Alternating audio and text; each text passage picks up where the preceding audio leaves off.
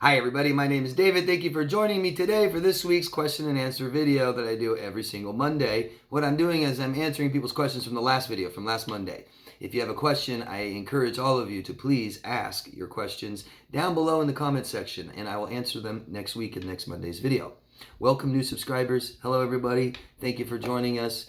What I'm doing is I'm a life coach, and I'm attempting to assist people, help people grow and heal from their traumas. Emotional trauma is the specific one that I give attention to. And I think one of the best ways to heal from this stuff is understand it, really. This isn't something that a doctor tells you to take a pill and you don't even care what it is. You just take that pill every day and everything's fine. No. This is a life lesson that we will be learning until we die. People ask me when this is over, when will I get through this? Really, this is a process that is called life. So it continues and continues and continues. You will feel better as long as you do some of the things you're supposed to do. And my videos in my channel here is to help you know what that is.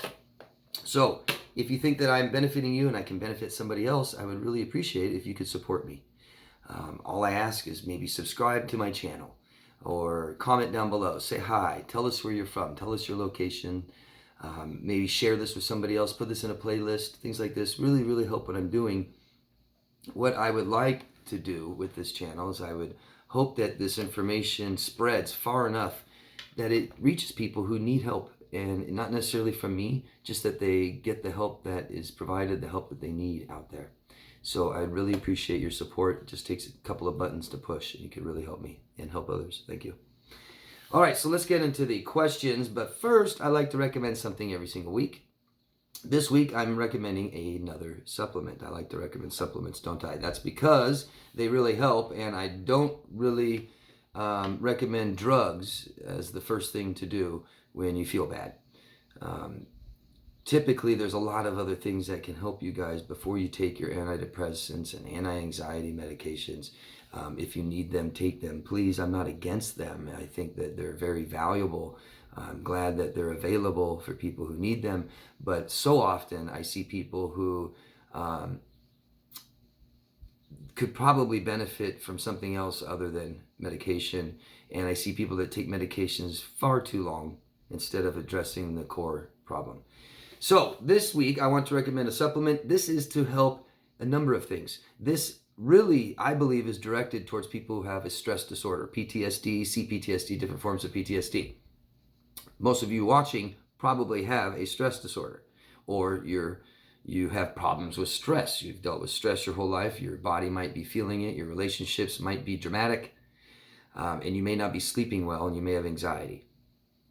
This product I'm recommending is called Genius Sleep Aid. I'm going to put the link down below in the description box if anybody's interested to go check it out. You want to purchase some. It's on Amazon, as always.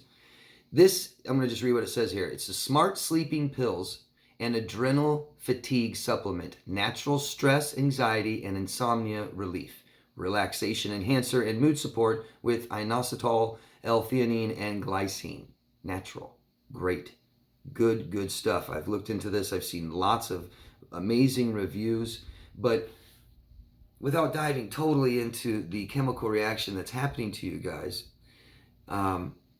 being on high alert since you were in childhood, most likely being neglected of your emotional needs, you may not even know that. It makes us on high alert, and it causes anxiety and depression. It keeps us from sleeping well, makes us wake up all the time. You guys feel that? And even though we don't want sleep and don't sleep much and wake up all the time, we're fatigued. Weird, huh? So it's a huge chemical process that's happening. This looks like something that can help you across the board. We have to get better sleep, and that's why I promote things that help with better sleep, because not only are we all suffering from it, but it really sets every day of our life the night before and how we sleep, doesn't it? If we don't get enough sleep, we can't concentrate and focus. We get frustrated. We may lose our job, not do well in school, not perform well in our daily tasks. Our memory is shot, and we don't have energy. We're tired and we're anxious, all these things. And if this does what it says it does, which a lot of people claims it does, it's a great product. I highly recommend trying it out. It's only $19.95 on Amazon. It's a couple dollars off right now. And again, I'll put the description down, or the link in the description box down below. And anybody who's taken it, let me know. Anybody who takes it, let me know what you think. I'd love feedback always. Always. Thank you. So let's get into the questions, which are great questions this week. They always are. But these are some really, really good ones. Victoria from the Bay Area. Hello, Victoria. After leaving a very toxic relationship, I experienced family members that were so toxic. They surrounded me like vultures. Thank God I remembered your tape. I didn't argue with anyone. I just walked out of the room with my head down. David, the next time this happens, can I tell them to go to hell, then walk out the room with my head up? Need a solution. And Victoria, I'm sorry. And it doesn't matter what you do. It doesn't matter, Victoria. It doesn't matter what you do, just like it doesn't matter what somebody else does, right? We don't talk about what they do and judge them and all this. And if somebody makes a mistake, oh well, right? So go and do whatever you want. And if you make a mistake, at least learn from it. And that mistake is decided by you. And that's decided by your feelings and how you feel afterwards. It's very important that we stay true to ourselves. And I know you guys hear that a lot and you may not understand exactly what that means. Okay? So often I hear people hurt others. And I hear us, not narcissist, us, victims, reactionary abuse, right? That term reactionary abuse, I mean, people can argue about that for hours. It is a thing, right? And it's not an excuse either. And I see a lot of people use that excuse. Oh, well, somebody's beat me, so I beat them back. And that might be a poor excuse because you might be defending yourself. But somebody screwed me over, so I screwed them over. I was mean to them. I was bad to them. But it's okay because they're bad to me. And the best I hear is, oh, someone I don't even know is a bad person, so it's okay to be bad to them. Well, is that who you are? Are you letting other people decide who you are? Because how you treat other people really says a lot about who you are, doesn't it? And so if somebody treats you badly, the best thing to do is get away from them, not treat them badly back. Because I promise if you're a decent human being, you won't like it afterwards. It won't feel good. Okay? So, Victoria, you can do whatever you want. It doesn't matter. All that matters is how you feel about it afterwards. So if you tell somebody to go F themselves and slap them and spit in their face and walk off, they may deserve it. Don't get me wrong. They may be an awful, horrible person that just treated you awful. Okay? And I might, as a bystander, say, oh, they might deserve that. But you're the one that has to live with it, Victoria. You're the one that says, oh, somebody's bad, so I'm bad to them. Well, then now you're bad, right? Oh, no, I have a good reason. Well, maybe they have a good reason, right? It doesn't work. So when you figure out who you are, and I'm holding up my hand because you guys know, 5 parts to your authentic true self, Victoria, when you ask me what you should do, I would say, make sure you do what you want. That's really important. Make sure you get what you want out of this. So if that's not giving you what you want and it doesn't serve you, saying go to hell and walk out the room, don't do it. Make sure you always get what you need, okay? Have your needs met. Make sure you feel okay about it afterwards. You have to live with yourself. So after you tell someone to go to hell, how do you feel about it? If you don't care, some people don't care, great. If it bothers you, learn from it, don't do it again, okay? Use your values, Victoria. Don't compromise yourself, lose yourself, right? So if you value respect, honesty, things like this, then still be that way. Even when someone treats you bad. I'm not saying you have to be nice to them and suck up to them. Get away from them. Say, I don't like this. Leave me alone. Goodbye. You're being respectful. You're being true to who you are. And that always feels best. Okay? It always feels best to do who you are. To do what says who you are. What best says who you are. Right? Instead of having to explain, oh, that's not like me. Oh, I would never normally do that. I can't believe I did that, right? That's not fun. So, Victoria, you can tell them whatever you want. You're surrounded like vultures from your family members. And if you understand what dependency means, emotional dependency, that means I cannot give myself what I need. So I'm dependent on people to do that for me. This is hard to see and identify when you're in it. Really hard. So you have a toxic family who feels threatened that you go get professional help. Because now that is saying what you guys are doing is wrong and unhealthy, but more importantly, it's going to stop. You are not going to participate in this toxic family anymore, their behaviors. You're not going to enable them. You're not going to be an emotional kicking post anymore. And it threatens them. They need you. They need, that's dependency, need. They don't understand that they have emotional needs and they don't need you. They have needs that have to be met. That's where the confusion lies. So I use the analogy of a drug addict. Okay, so you have a drug addict who most likely has only drug addict friends, right? And they all do drugs and get high together, and they enable each other, right? They say, oh yeah, so-and-so doesn't do drugs. Oh, screw them, they're a goody-goody, and they all laugh, ha ha ha ha ha, and then now we're cool because we get high, right? Or if somebody's hurting and needs money and can't get the drugs, the others say, oh, it's okay, we'll help you. Here's some money for the drugs so that you don't leave the group, so that we have, company in my misery, so that I'm always, people are always telling me it's okay what I'm doing, right? So if somebody wants to leave that group, I might feel threatened. It's my addiction. And addictions always are number one. Emotional dependency is an addiction. So you ever go to a really toxic, dependent couple and tell them, hey, you guys are unhealthy, you shouldn't be dating anymore, blah, blah, blah. Watch what they do. They freak out, right?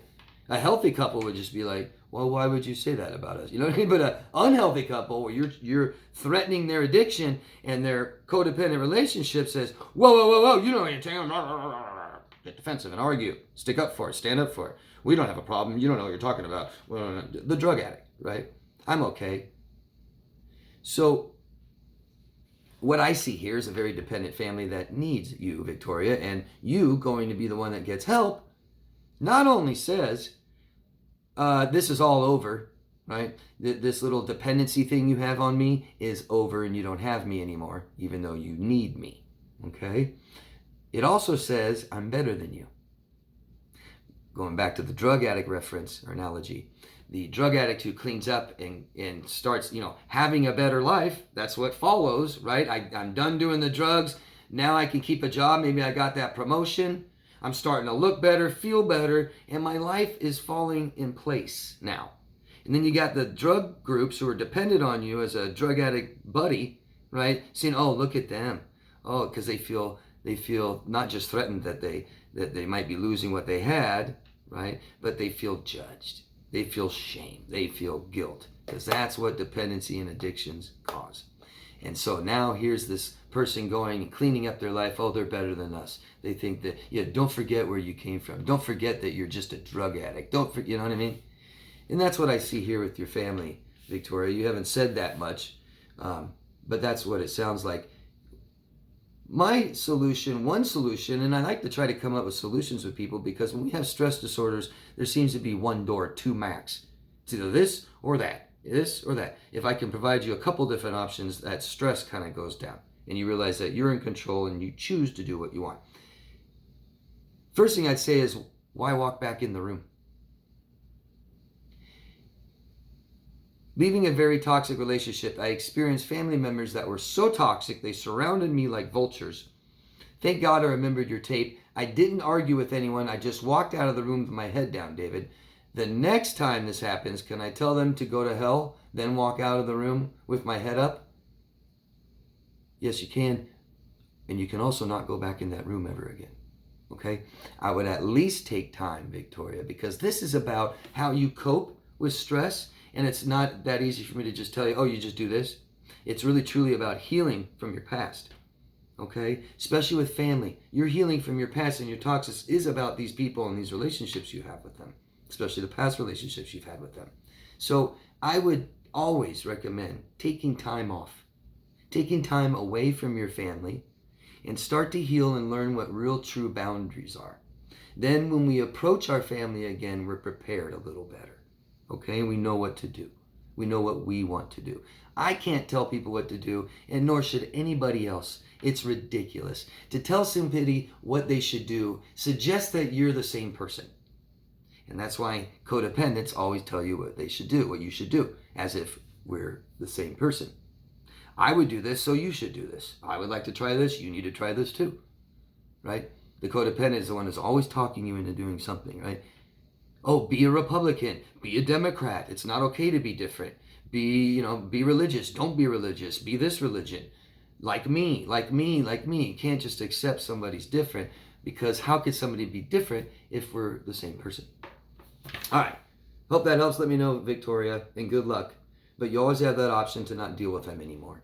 Okay? And I'm not saying to trash your family, throw them away. I don't know what they're like. I don't know what you benefit from them. There might be plenty of good things that you do benefit from having relationships with them. You might find a way to hold on to that. I help my clients do that. I would suggest finding a professional to do that. It's going to be extremely difficult to navigate that stuff by yourself. You haven't been able to do it this far. Okay? So we need help sometimes. It's okay.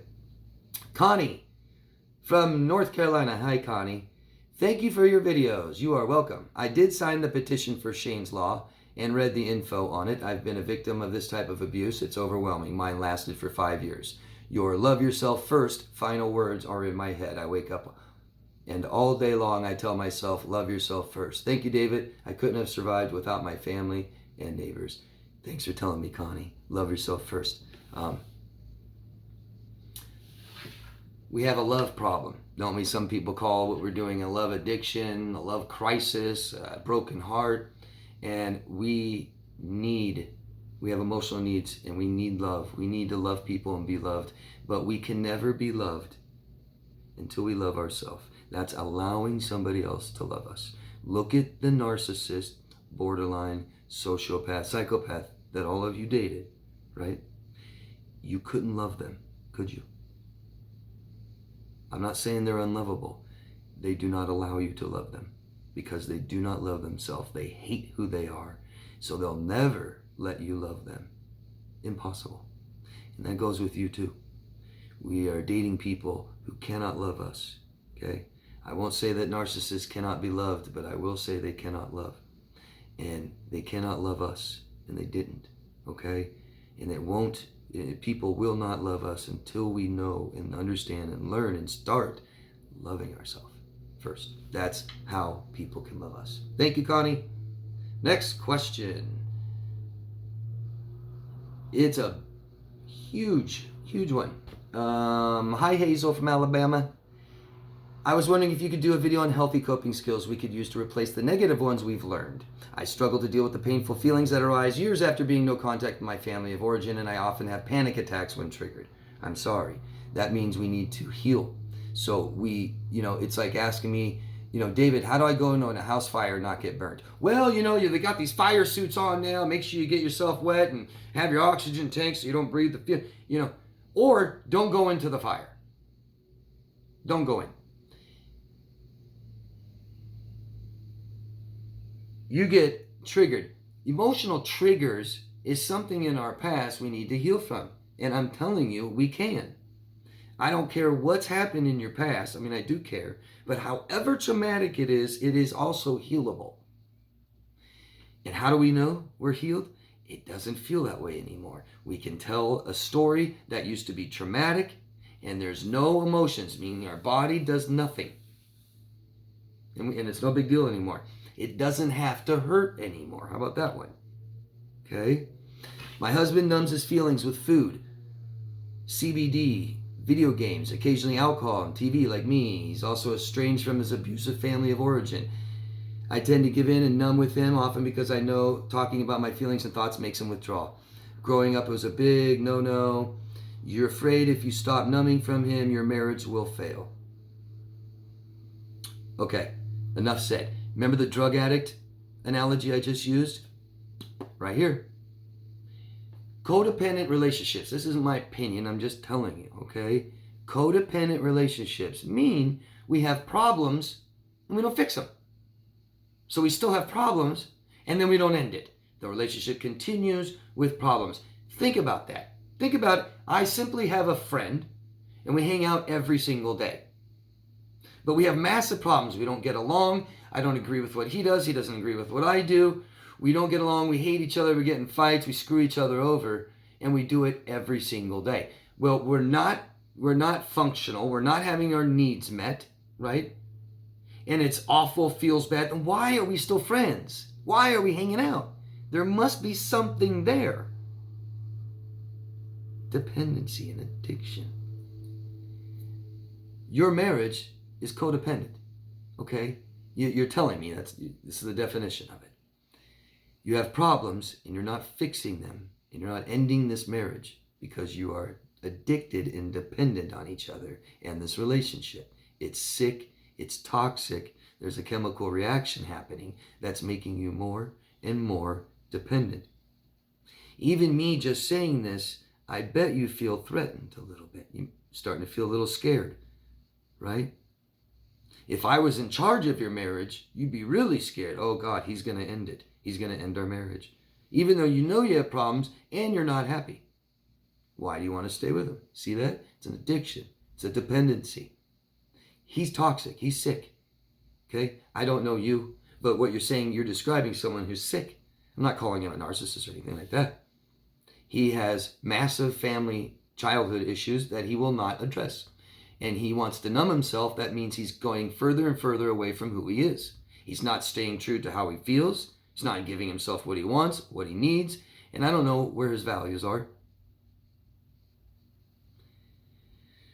You said he's expressed a willingness to grow.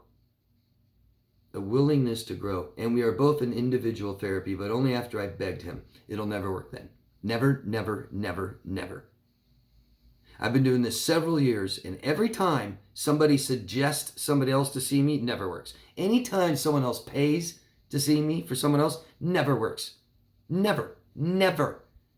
Part of this process is asking for help, is finding it yourself. You're not helping anybody by finding a therapist, making an appointment, paying for it, and driving him there.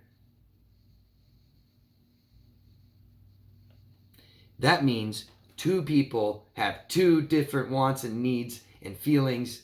See that? You're not on the same page here. I need help with staying strong and not falling into the temptation of numbing my pain alongside him. Then get away from him. What do you think happens if you go hang around with nothing but people that do coke day and night? Cocaine. Cocaine, snort it, smoke it, eat it, whatever that you do, right? And that's the only people you ever see. What do you think I'm going to take a bet, Hazel. It's a matter of time before you snort a line of cocaine up your nose. Matter of time. Maybe not this year. Maybe next year. Maybe the year after that. I just can't believe you'd be the only one every day not doing cocaine.